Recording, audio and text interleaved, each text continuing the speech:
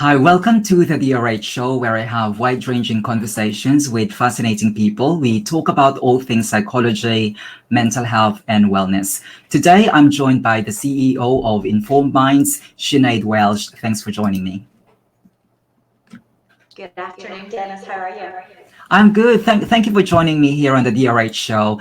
And what we're going to be talking about now is something close to my heart because I understand that you are the CEO of Informed Minds, which is a digital health platform which helps people manage their mental health and well-being. But before we talk about your platform, Sinead, if you could just give us a sort of a background, your trajectory in life, and how you ended up doing what you're doing.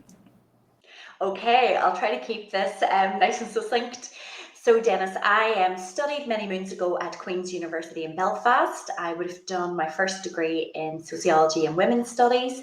I had a keen interest in psychology as well as part of that degree.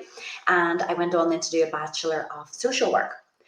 I went then in 2007 to Sydney, Australia, where I worked for the Benevolent Society. So I was working along, say, young carers, so adolescents who were, by choice or not, staying at home to care for an older, not even an older adult, an adult that maybe had mental health issues, physical ailments, or terminal illnesses, causing the young person to not attend school.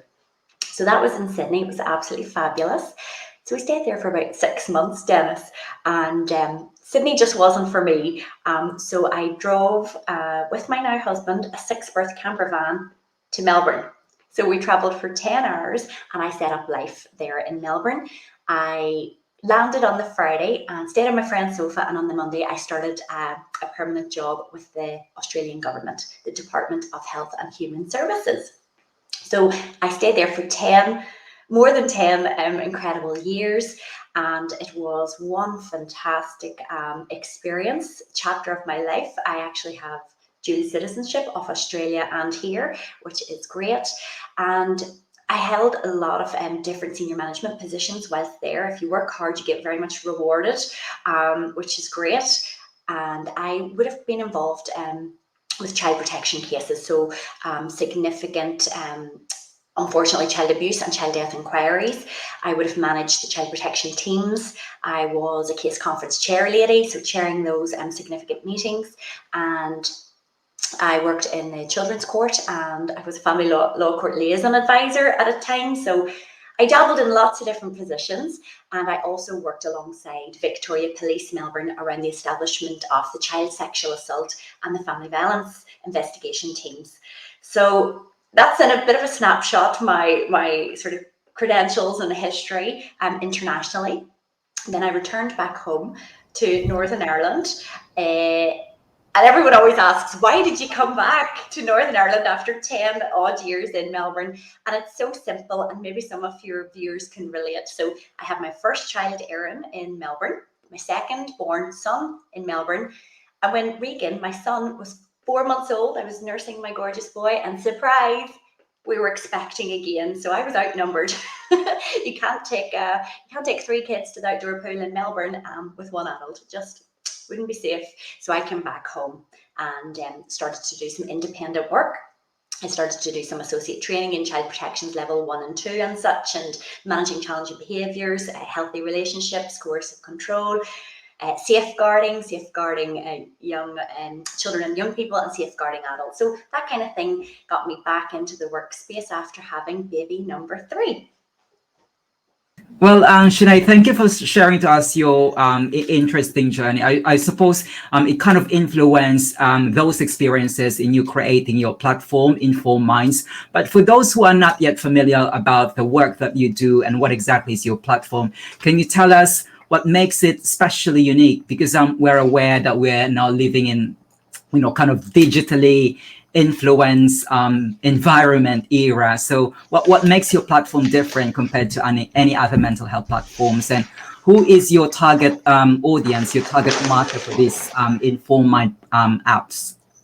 Okay, well, if you don't mind, Dennis, I think it would be remiss of me not to explain how on earth I ended up social work background, that was all my profession, to then creating an app. So I'll just I'll explain that story, and then that will make more sense for the viewers. So basically, when I come back to Northern Ireland in my professional capacity, I understood that we had a serious statistical crises by means of self-harm and suicide rates.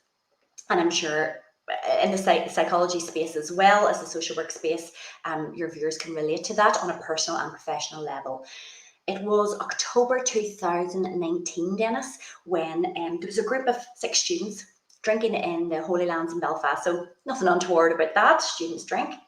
We accept that. However, 2 of the girls were upstairs getting ready. They were going to go to a nightclub, and the 4 men were in the kitchen. Next thing, there was a commotion, and the 2 ladies ran down the stairs. They were aged 21 and into the kitchen, and there was blood everywhere. One of the young men, aged 21, had taken a knife and stabbed himself in the presence of the lads in an attempt to end his own life. Of course, he was rushed to the Royal Hospital and accompanied by one of the girls. And one of those girls was my niece. So that was a pivotal moment where I said, I'm angry. I'm absolutely terrified for my niece and her age generation, but also my children to come to grow up here, and also lots of other groups as well by means of self-harm and suicide.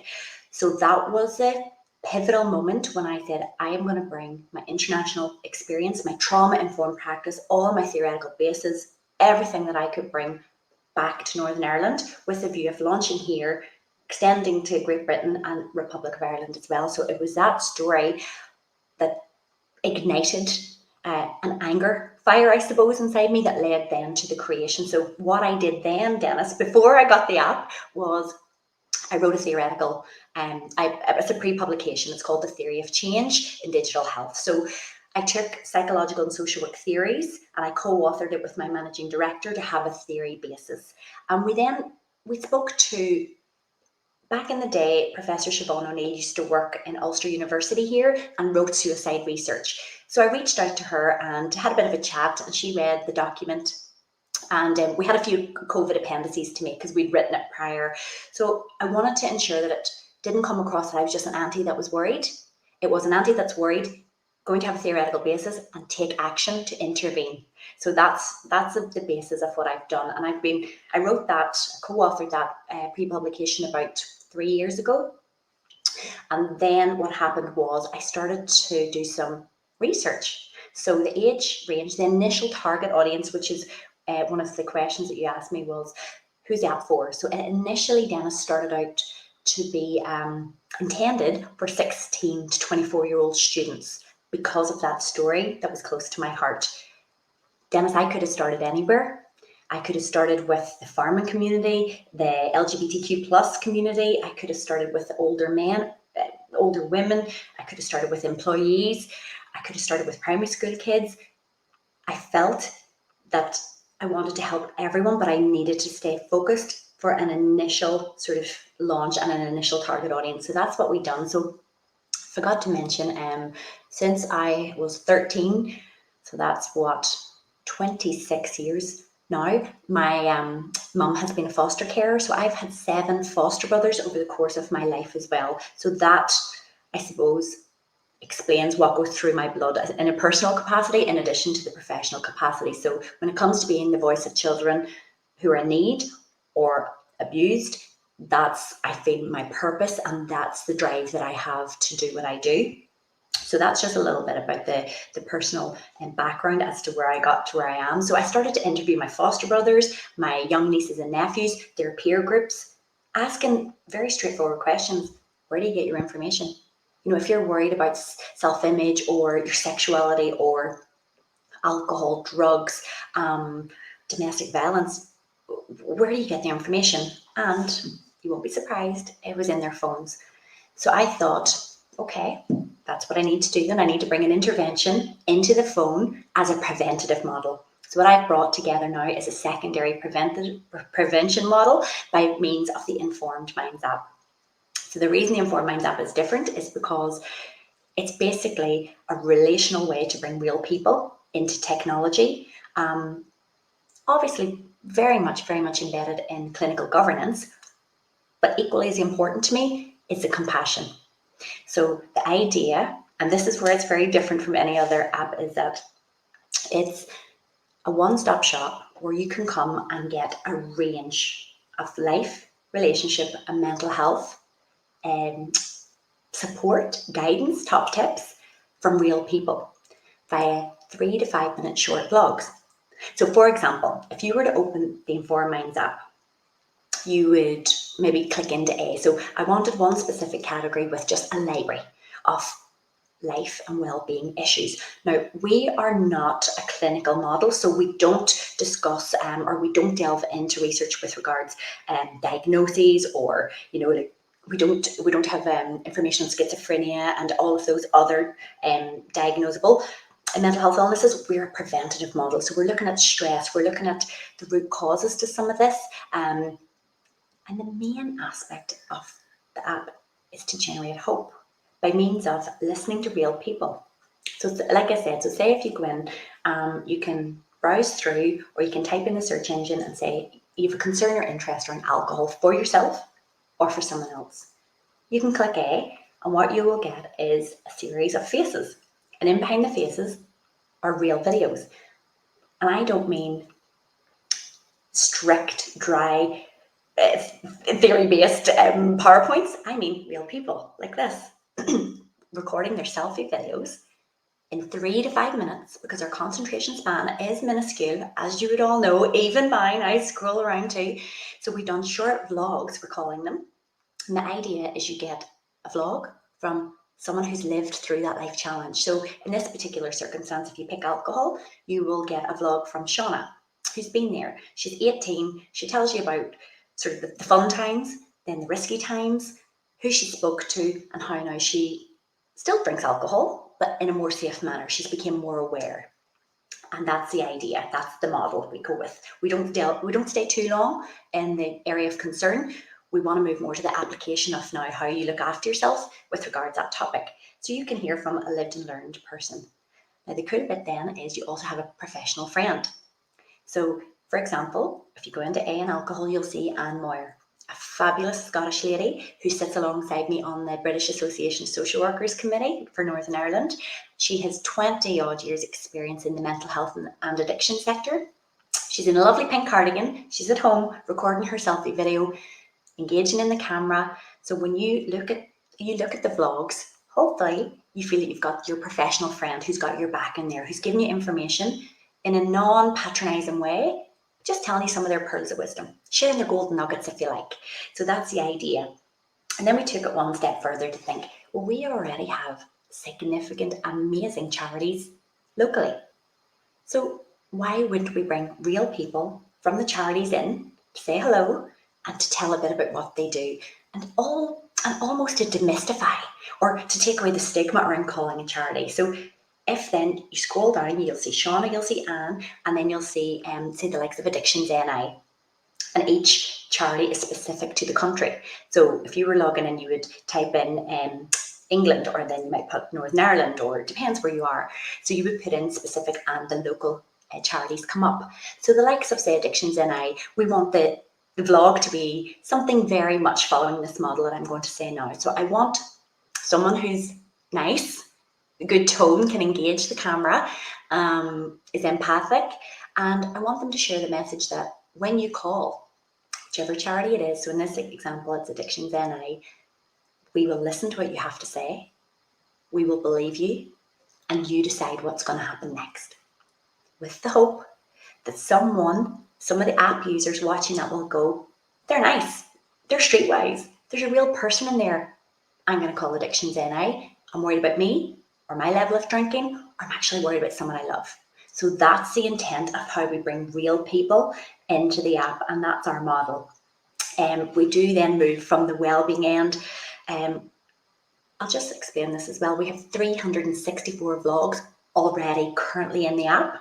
So going through all your A to Z of well-being and issues, and then we do delve a bit more into the more serious situations, like your male victims of domestic violence, female victims of domestic violence, financial abuse, technology abuse, emotional abuse in relationships. We look at sexual harassment, and I have got multidisciplinary professionals sourced them, the best people to come in and give these messages of information, hope, and where to go to for local support that's free and tailored to what is the area of concern, I suppose you could say. So that's part of our first couple of categories. There's also a section Dennis called I'm Not Okay. And then we've got an exclamation at the top of the app where you can press that at any point. So say on a Saturday night, you might be exhibiting maybe some suicidal ideation, or you're thinking about self-harm. You can come in here and hear from other people who've been there and where to go to for help, or it'll take you straight to emergency services. So it just depends where you are. It's about choice, generation of choice, and to feel it, or to understand that you feel that you're the only one that's ever been there, but other people have been through similar life experience. It won't be the same. Your story is unique to you, but something maybe similar. They were able to find some hope, find someone to talk to, or self-motivate to maybe take action, and then keep applying that daily. So that's kind of the model. Then the last, there's two other categories. They're more about, I'm doing okay. I'm not suicidal. I'm not worried about alcohol. I'm actually doing all right, and I want to stay here. So I want to maintain my mental health. So then we have holistic approaches. As you can imagine, there's breathing techniques from fabulous practitioners. There's yoga for confidence, yoga for love. There's all sorts of audio and visual stimuli to support and help you try something new, or to get a bit of an introduction or taster to that holistic approach around physical and mental health. So there's dance, there's beat music, there's nature, there's all of the theoretical research that would show these are really, really positive ways to help interject or distract or improve mood. So we've done it for daily use, or we've done it for if things are getting a bit more tough or a bit more serious. And we also host our events in there. So I run mental health wellbeing forums, conferences and events all through the year. We've done a brilliant one this year called Bounce Forward with 26 key speakers. And of course, it was our model, lived and learned and professional, all coming on and sharing their stories across a variety of life issues and mental health concerns. And they came on, and they're all hosted in the app as well. So you can go back and have a watch of each speaker and take what you need from it yourself based on the topic of interest or your own concern. We also had a fantastic farmers forum, because we've seen a massive need in the farming industry, actually both north of Ireland and the Republic of Ireland, and actually across in the UK. I'm speaking with a director in the farmers space as well around this. Loneliness is a very big issue for farmers, and there's an awful lot of stress associated with farming, as well as other groups, of course, as well. But we thought, let's nurture the farmers, because, you know, we did have a few cows out in the field when dad was alive. But the way I look at it was, if we can nurture farmers who, you know, they don't often get off the farm, and the reality is, if we don't look after our farmers, we won't have any food. So my motivation was, okay, let's get this forum going. Let's start talking. Let's hear from the female dairy farmers. Let's hear from the stress that's relatable to the farmers. Well, Sinead, thank you for sharing those interesting features of the Inform Minds app. What I'll do is, so anyone could fully, explore your app, I'll pop in the link to the video description note, and also they could get in touch with you if they have more questions about the app. But you clearly give us a comprehensive detail of how your app works and what the platform is for. And also I'd like to say thank you for sharing to us the powerful story behind the Inform apps. Thank you for sharing that. That's really a powerful story. But I'd like to pick on one of your points. It really strongly resonates with me, because I also do research within digital mental health.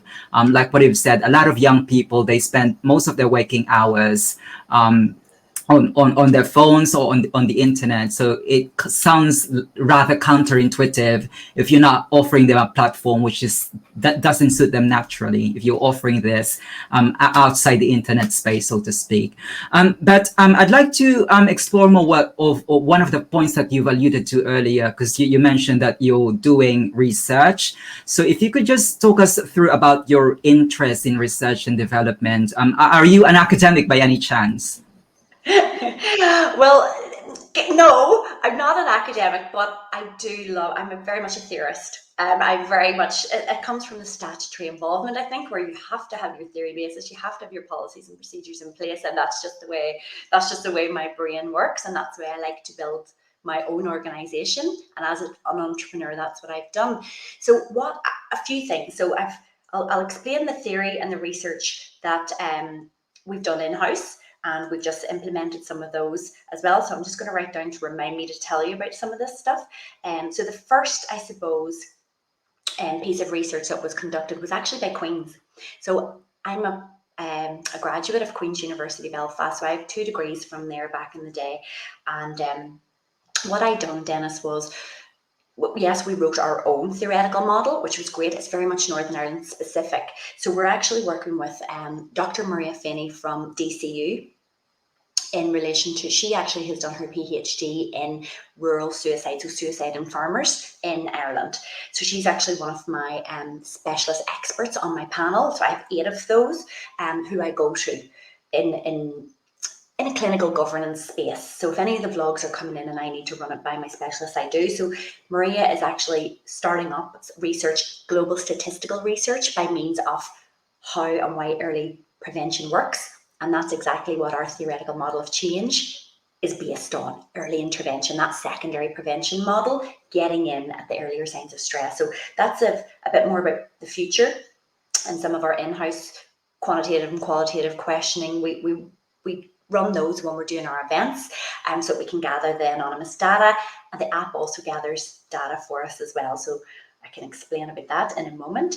But I suppose the piece of research that was done, started last year and it was finished this March, was by Queen's University Belfast. So Dr. Paul Best would specialise in digital mental health, and Dr. Colin Walsh would specialise in masculinity, violence and trauma.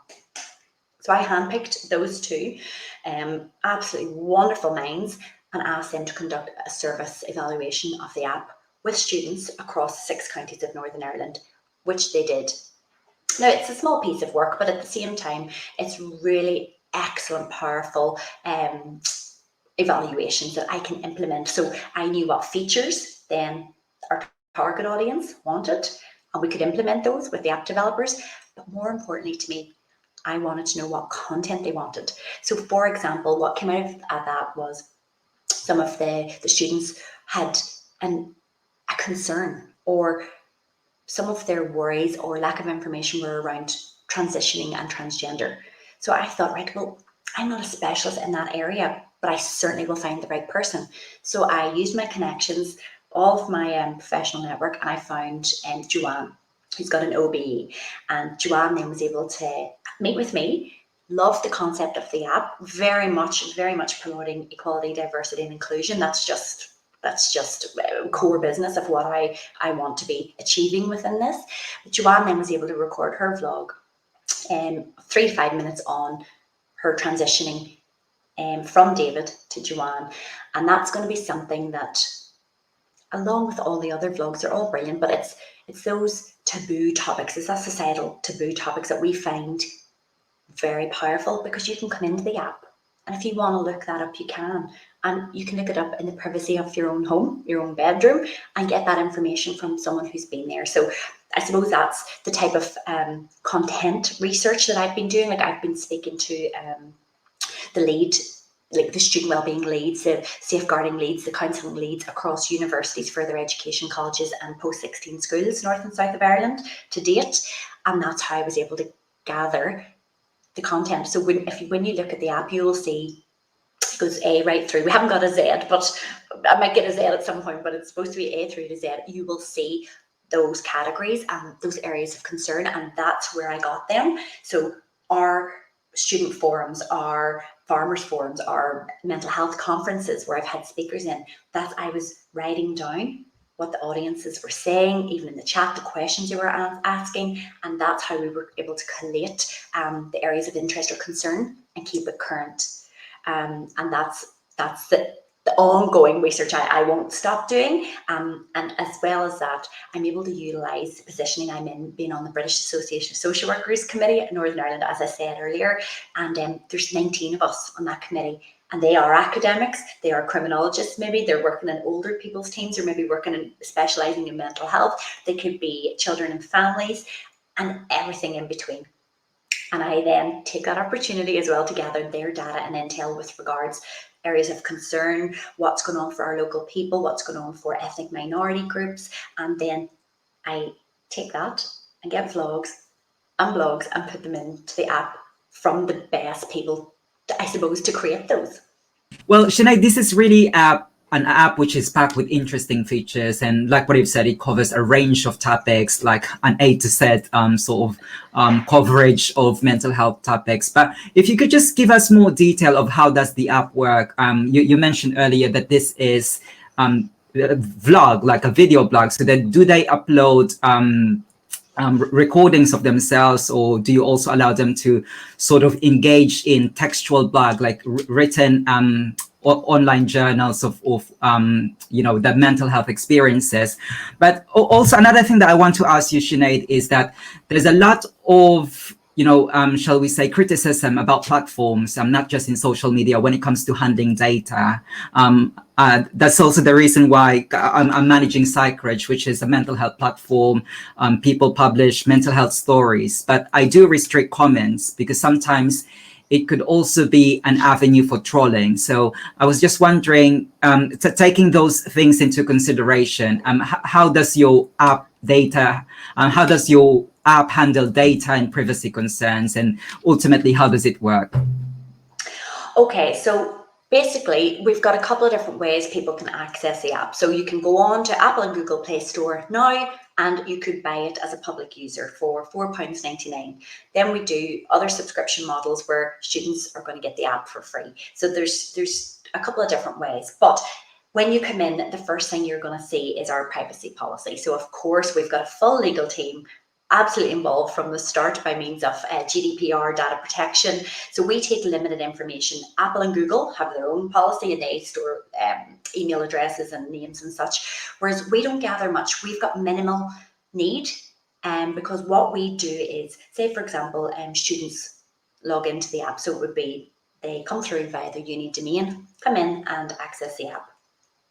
Then the unis will know who has accessed it via their email address, but they won't know anything by means of search engines, content. You won't know Joe Blogs has looked up suicide, or you won't know, specific identifiable details, but you will know 14% off, your subscriptions are looking up transgender. And then that can inform them wellbeing policies at a later, or wellbeing practices and policies later, or future training needs. So GDPR, core business, we've got the legal team on board with our confidentiality. All of the content providers, Dennis, fill out a contract with us. They understand where their material is going to be. They have an option to opt out if they want that or their vlog to be removed. So what happens is someone express an interest to share a vlog. So that comes through my team, then it comes to me. Then I'll have a meeting with them to see if they're appropriate, and we'll talk about I suppose you would talk about the bottom lines, what's allowed and what's not allowed by means of clinical governance. And we don't want to be triggering people, but at the same time, you want to keep it real. So we've all that involved. And as I say, I've got my 8 expert panelists involved as well to oversee that as well, just to ensure that we're getting enough to keep it real, as I say, but not anything too dark or too worrying for people. So if someone has a meeting with me and they're deemed appropriate and they've got a topic, they can go away and record their vlog, landscape, at home, on their phone, and then send it to me. I will review it. If I feel like one of my expert panelists needs to review it, they will. And if I feel like my student ambassadors need to review it for relevance, if it's a young person's vlog, that's the system that it'll come through. Now, we have asked people to repeat vlogs, And of course, vlogs haven't made it onto the app. I'm very selective because it needs to be the right type of message. It has to adhere to our code of ethics, code of behaviour, and different things like that. So we have lots of legal policies and procedures, for our ambassadors that work with me voluntarily. So hope that answers your question. We store minimal information and we ensure clinical governance by means of our legality forms and the service level agreements and as such like that with regards to GDPR as well. Definitely. Thank you for giving us, a detailed overview of how the app works. But I was just wondering if this app is specially just designed for people who are struggling, and how does it, specifically help people who are struggling? Does it connect them with, mental health practitioners? Or I don't want to sound it. I'm just playing a devil's advocate. Does it just, sort of like a space to complain or talk about your mental health without giving anything tangible?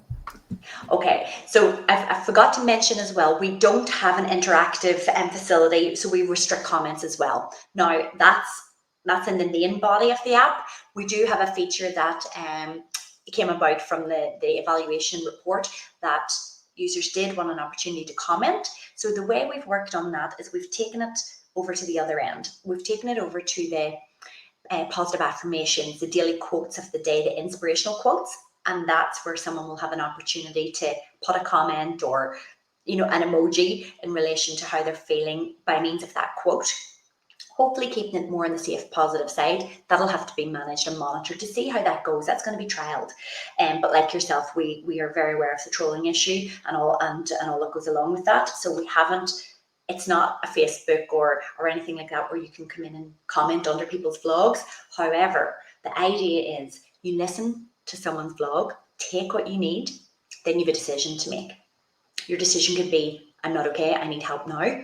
And that would take you straight to emergency services or the local charities that are there. So if you know that your issue of concern is rape, we have the rape charities hyperlinked and phone numbers there for you to go straight to. Or it could be bullying, or it could be victim of domestic violence. So what we've done is taken the specialist charities who are trained in the area and brought them to your attention, brought them to your fingertips.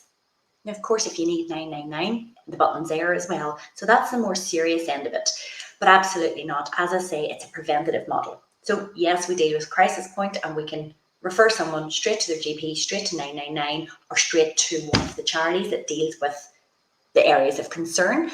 Or you can go in and you can start to look up mini-series, as I say, on confidence, emotional intelligence, self-love, all of these issues that we might be okay, or we might feel that we're doing well on and celebrate that, but we might want to maintain or improve. So you're absolutely right, Dennis. It's not just for crisis point. It's actually more about the wellness, recognizing what's going well for you, and then you can come in and do, your gratitude, find your smile, your meditations. There's laughter yoga, there's dancing, there's art, poetry, different bits and pieces all in there to give you ideas to apply for yourself on a daily basis.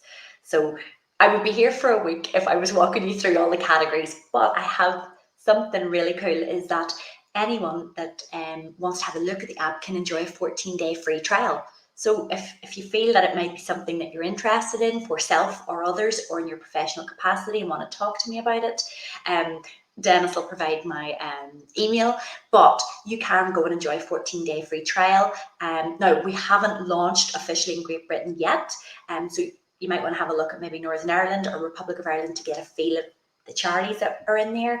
And that's just the way we wanted it, to offer it for free. And then there's a £4.99 then fee after that per month. So if you don't want the fee, remind to set your phone to set an alarm to take off after 13 days. Otherwise, you'll end up subscribing to it.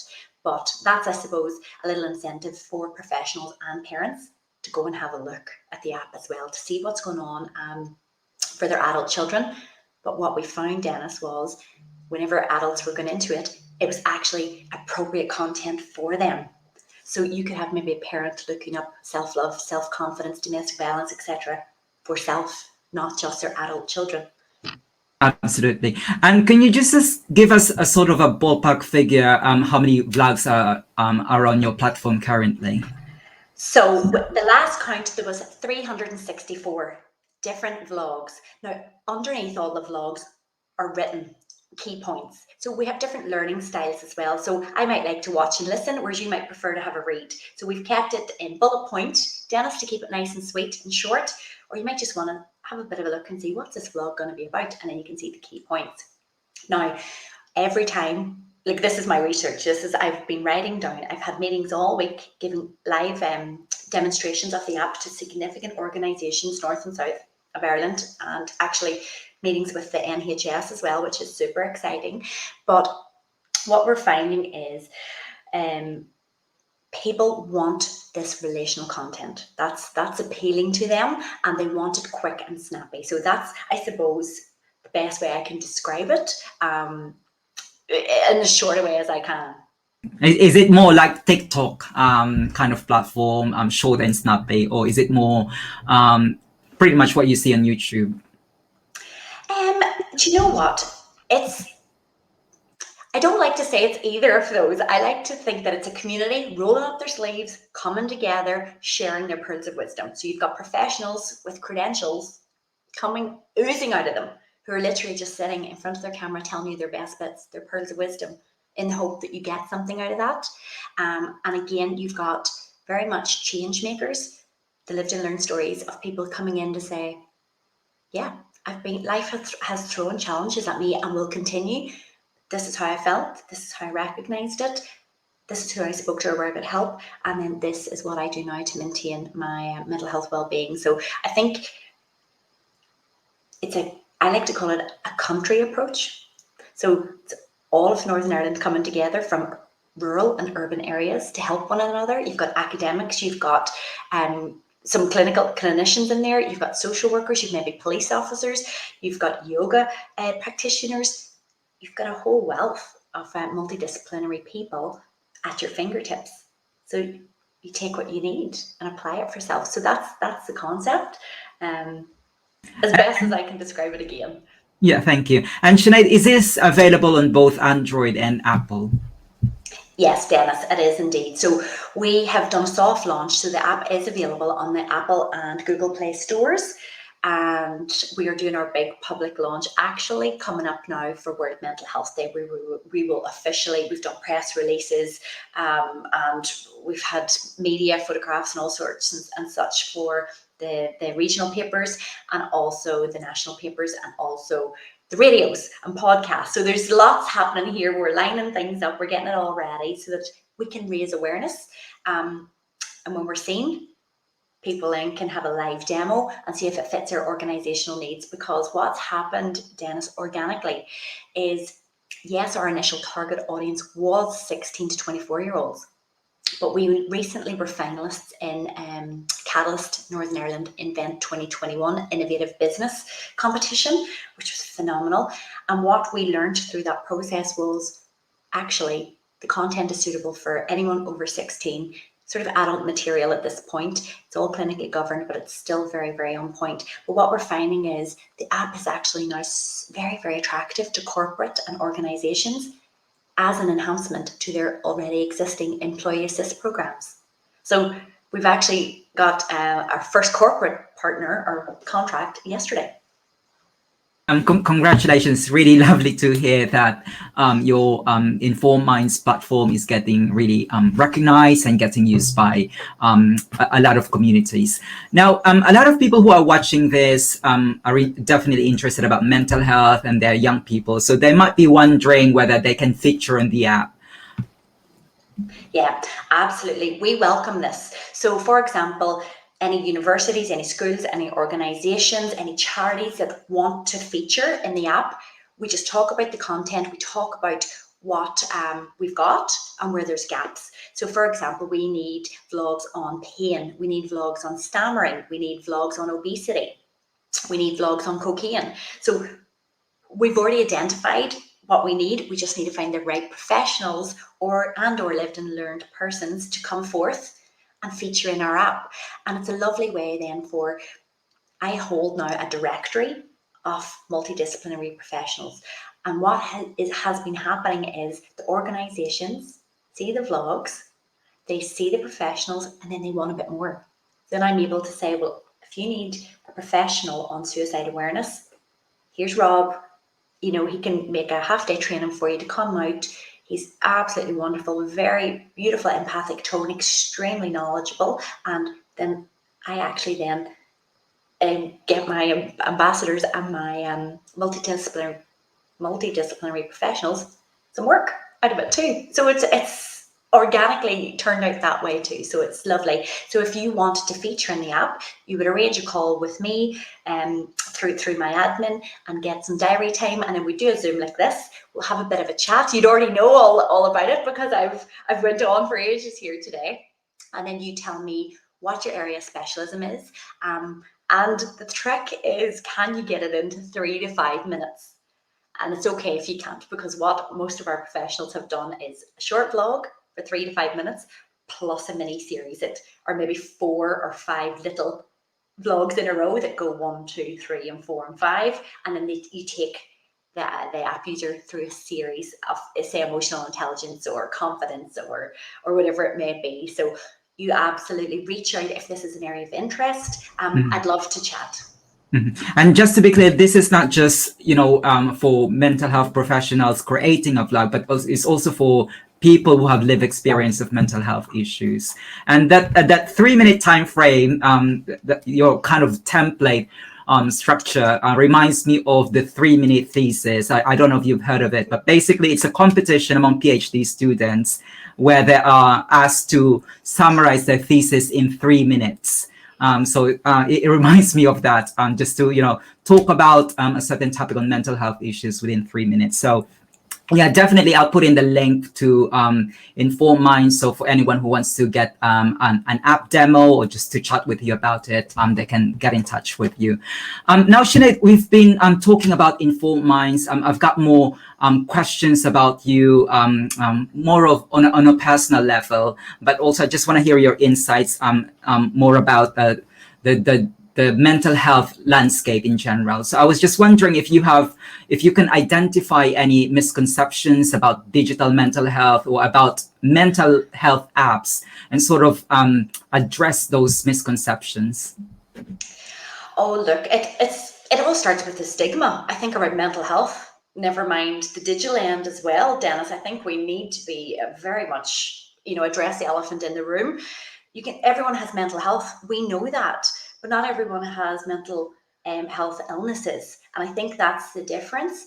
And it's also very much, and I say this in the nicest possible way, a massive lack of awareness and understanding as to what stress and what mental health is, and also what mental health illnesses are. So I think as well that before you can get to the digital space, that's some of the things we need to be tackling, and that's why I've created the app like this, so that we can start to see real people. You can look into their eyes and hear their story. We're not here to have a pity party. We're here to say we all struggle in different ways. That's okay. If I can share my story and you take something out of it for self, and that offers you hope for tomorrow, we're on to something good here.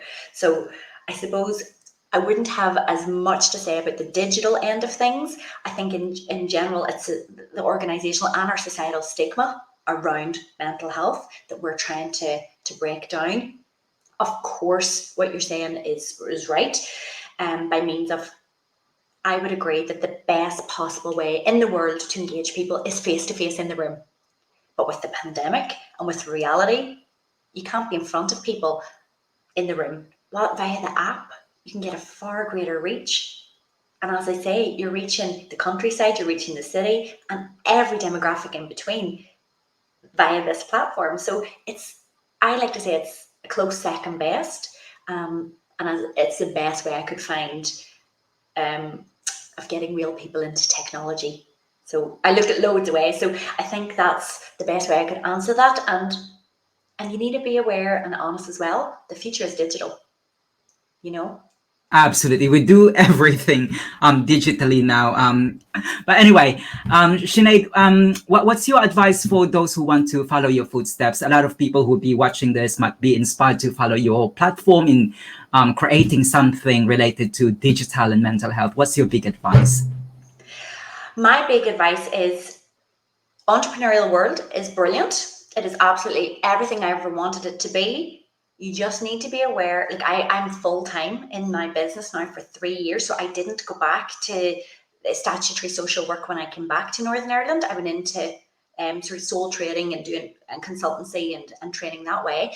But I would say find what you love, which is what I've done.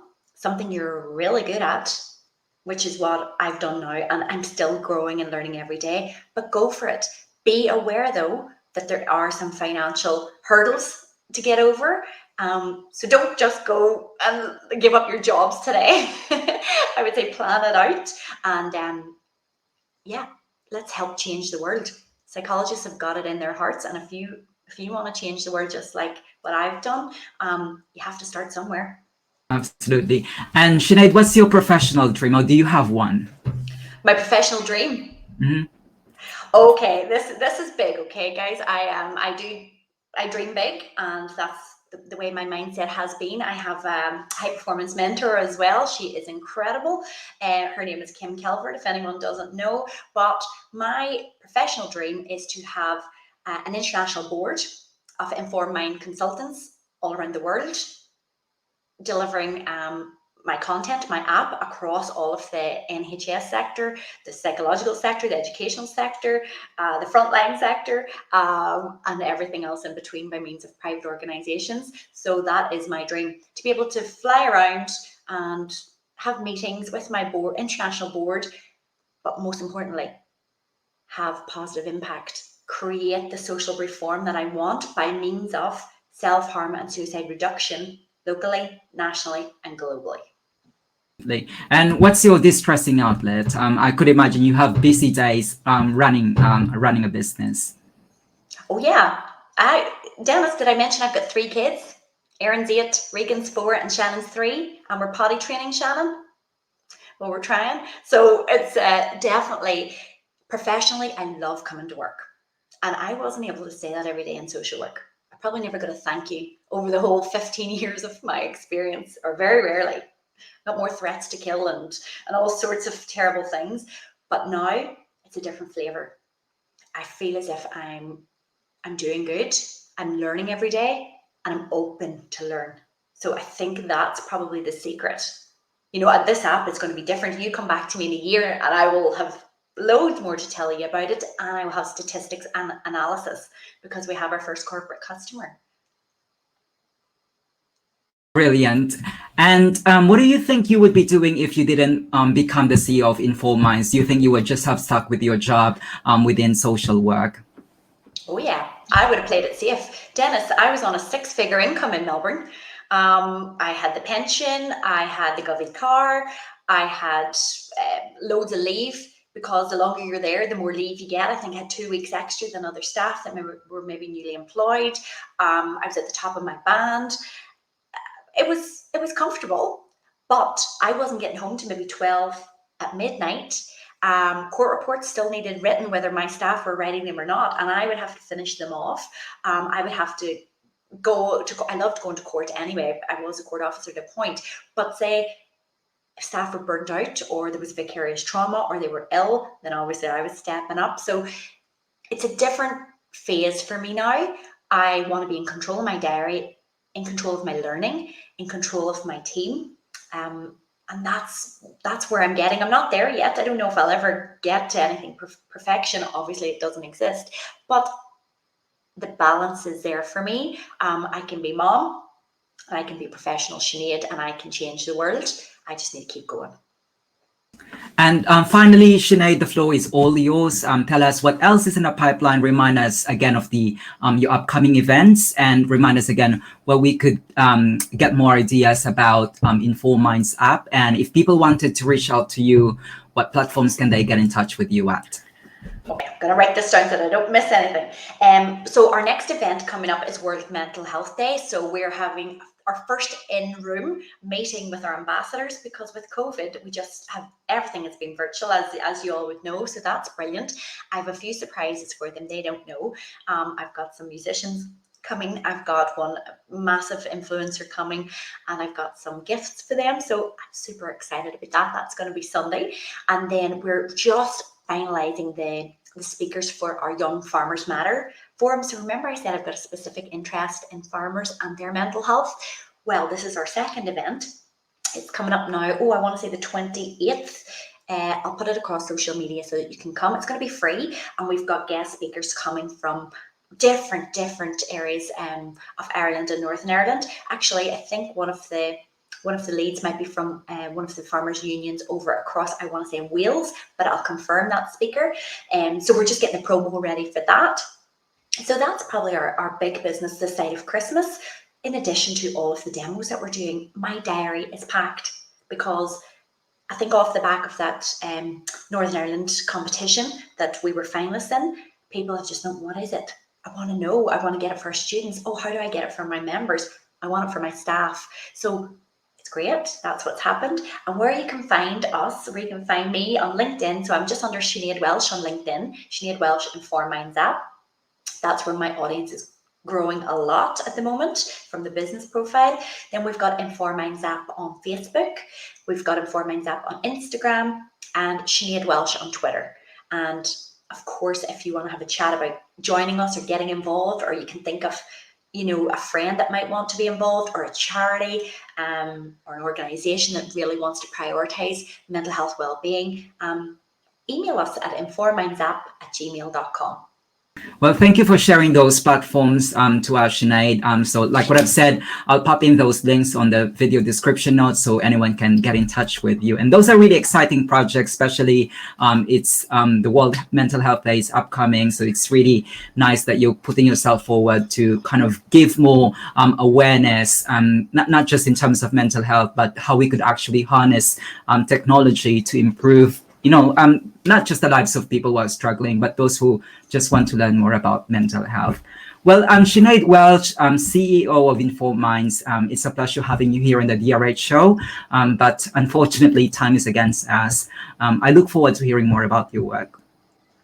Take care. Thanks for having me, Dennis. Thank you. Bye.